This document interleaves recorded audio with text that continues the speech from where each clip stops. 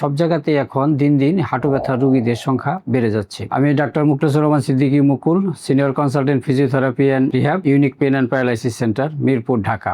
বর্তমানে হাঁটু ব্যথা একটি অতি গুরুত্বপূর্ণ সমস্যা আমাদের দেশে দেখা যাচ্ছে। বিভিন্ন কারণে হাঁটু ব্যথা হতে পারে। তার ভিতরে একটি কারণ হলো বয়সের কারণে, ডিজেনারেটিভ এর কারণে হতে পারে, ওভারওয়েটের কারণে হাঁটুতে প্রেসার পড়লে হতে পারে, এবং ট্রমাটিক কোনো কারণেও হতে পারে। তো যে কোনো কারণেই হোক না কেন, হাঁটু ব্যথা এই কনজারভেটিভ চিকিৎসাটাই উত্তম। কনজারভেটিভ চিকিৎসা বলতে এখানে কিছু মেডিকেশন পাশাপাশি থেরাপিউটিক এক্সারসাইজ মানে স্পেশালি ফিজিওথেরাপি চিকিৎসা অধিক কার্যকরী।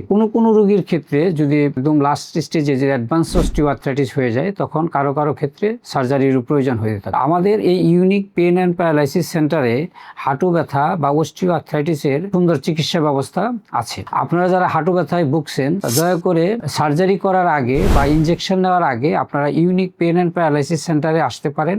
আমাদের এখানে সুদক্ষ টিম আছে, তারা অ্যাসেসমেন্ট করে আপনার প্রয়োজন অনুযায়ী চিকিৎসা দিবে ইনশাল্লাহ। তো আশা করি আমাদের এখানে যদি আপনি চিকিৎসা নেন, হাঁটু ব্যথা থেকে আপনি মুক্তি পাবেন।